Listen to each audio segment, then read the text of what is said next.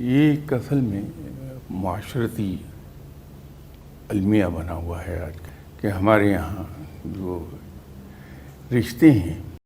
ان میں خیر کے ساتھ ساتھ کچھ اذیت کا پہلو بھی بعض کا نکل آتا ہے. اس مسئلے کا ون لائنر جواب تو یہ ہو سکتا ہے ہمارے یہاں سے ٹالرنس ختم ہو گئی. زندگی بڑی آسان ہو جاتی ہے اگر کبھی ہم یہ رویہ رکھ لیں کہ جہاں خود ہمارے اندر بے شمار خامیاں ہیں اور سبھی لوگوں نے ہمیں ان خامیوں کے ساتھ قبول کیا ہوا ہے،